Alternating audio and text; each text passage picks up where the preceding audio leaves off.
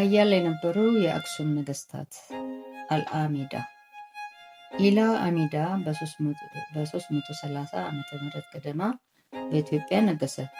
በዚያ ዘመን አንድ የሶሪያ ነጋዴ ዘመዶቹ የሆኑና ያስተምራቸው የነበሩ 2 ክርስቲያን ልጆች ከሱ ጋር ነበሩ።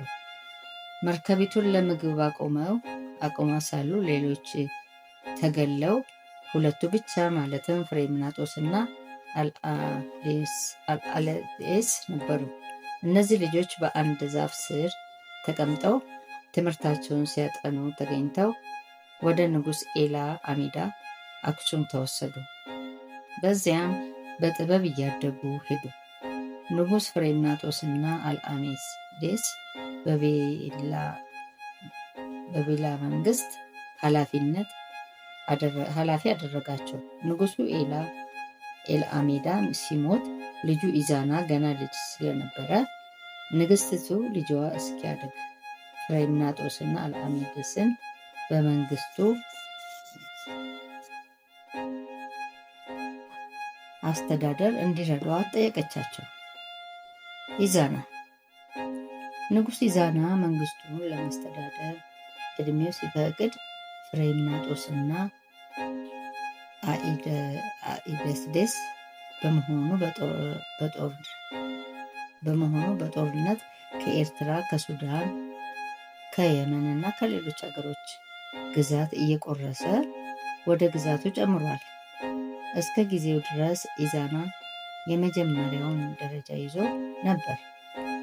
በሰላም ጊዜ መንግስቱን በማስተዋል ያስተዳድራል። ፍሬምናጦስም ለንጉሱ ከውጭ ነጋዴዎችን፣ ግንበኞችንና ሌሎችን ሰራተኞች ወደ አክሱም እንዲያስመጣ ምክር ሰጥቷል። በሱ ምክር በርካታ ሙያተኞች ከሮም፣ ከግሪክና ከሶሪያ ንጉስ ለመርዳትና አክሱምን ጠቅላላ ግዛቱን የማሻሻል ዓላማውን ሊያግዙት መጥተዋል።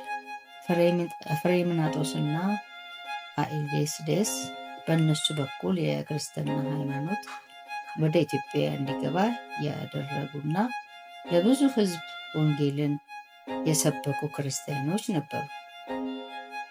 ንጉሱ ሕዝቡን በደህና ሁኔታ እየመራ እንዳለ እነሱ ወደ አገራቸው ለመመለስ እንዲፈቅድላቸው ሲጠይቁት እንዳይሄዱ ቢለምናቸውም ለመመለስ ሀሳባቸው ስለጸና ወደ አገራቸው ተመልሰው ሄዱ። አኢዴስዴስ ቤተሰቡን ለማየት ሶሪያ ሄዶ እዚያው ቄስ ሆነ። ፍሬምናጦስ ደግሞ ለፓትርያርኩ ከአትናቴዎስ ስለ ኢትዮጵያ ክርስትና ሊነግራቸው ወደ እስክንድርያ ሄዶ በአክሱም የሚገኙ ክርስቲያኖችን የሚረዳ ጳጳስ እንዲላክላቸው አትናቴዎስን ጠየቀ። አትናቴዎስ ግን ለአክሱምና አካባቢው ያለውን ወግና ልማድ የሚያውቅ እሱ በመሆኑ ከሱ ሌላ የተሻለ ጳጳስ እንደማይገኝ ተገንዝበው ራሱን ፍሬምናጦስን ጳጳስ አድርገው ሾመው በመላክ የመጀመሪያ ኢትዮጵያዊ ጳጳስ ሆነ። ከዚያ አቡነ ሰላማ ከሳቴ ብርሃን ተብለው ቀሪ ሕይወቱን የኢትዮጵያን ምዕመናን በመደገፍ አሳለፈ። ፍሬምናጦስ ጳጳስ ሆኖ ወደ ኢትዮጵያ ከመጣ በኋላ ኢዛና የመጀመሪያው የኢትዮጵያ ክርስቲያን ንጉሥ ሆነ። ክርስቲያንነቱን ለማሳወቅም በአክሱም ገንዘቦች ላይ የመስቀል ምልክትን አስቀረጸ። የክርስትና ሃይማኖት እያደገ ሄደ። ቤተ ክርስቲያናት መታነጽ ጀምሮ። ከዚያም አንዱ የአክሱም ጽዮን ማርያም ቤተ ክርስቲያን ነው።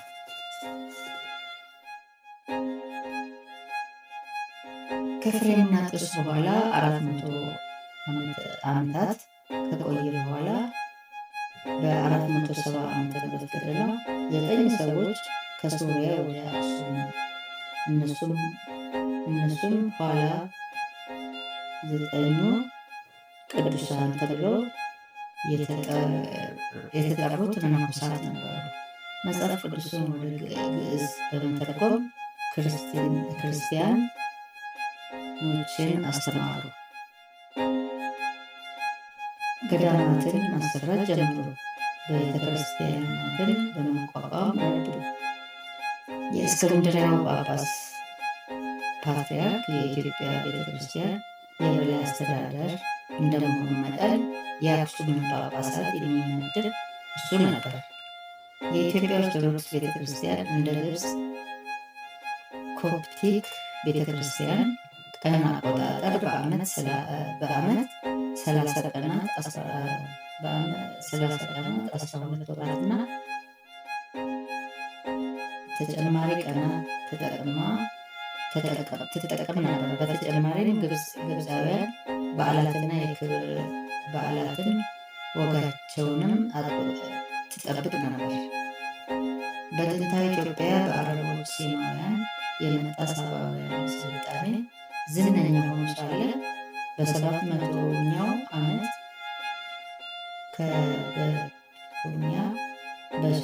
ከ300 ዓመተ ዓለም እስከ ንጉሥ ኢዛና 300 ዓመተ ምህረት ድረስ የግሪክ ስልጣኔ በኢትዮጵያ ተዛመተ። ከኢዛንም በኋላ ክርስትና እየተስፋፋ ሲሄድ ግሪክኛ እየተረሳ፣ ግዕዝ ግን በብዛት እየተሰራበት ይሄድ ጀመር። በ500 ዓመተ ምህረት ግሪክኛ ፈጽሞ በመቅረቱ ግዕዝ የአክሱም መንግስት ዋና ቋንቋ ሆነ።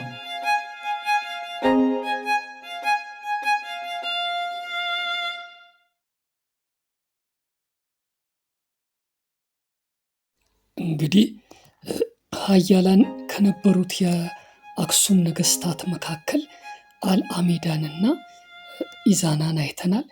በቀጣዩ ደግሞ ከንጉስ ካሌብ ዘመን ጀምሮ ያሉትን የሀገራችንን ታሪኮች እስከቻልነው ድረስ ለመቃኘት እንሞክራለን እና በየጊዜው የምንለቃቸው ቪዲዮዎች እንዲደርሳችሁ ቻናላችንን ሰብስክራይብ አድርጉልን፣ የደውሏን ምልክት ተጭናችሁ ላይክም አድርጉልን፣ ሼር እያደረጋችሁም ለሌሎች አዳርሱልን። በኮሜንት መስጫ ቦታውም ላይ ሀሳብ አስተያየታችሁን ግለጹልን። የእናንተ ሀሳብ አስተያየት በቀጣዩም ጠንክረን እንድንሰራ ብርታታችን ስለሆነ ሀሳብ አስተያየት በመስጠት ድጋፋችሁ አይለይ።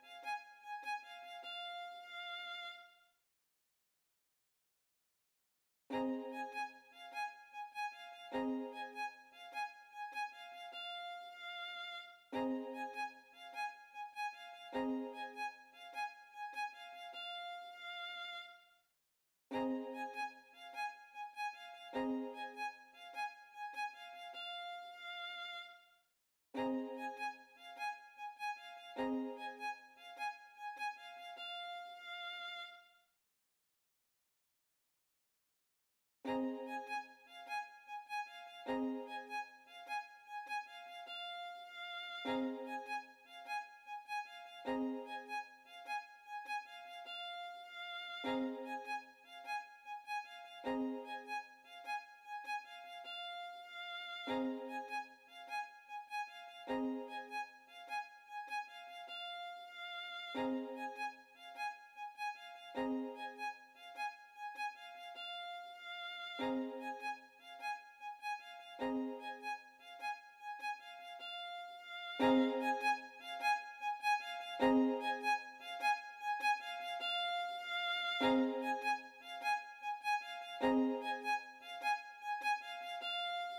you.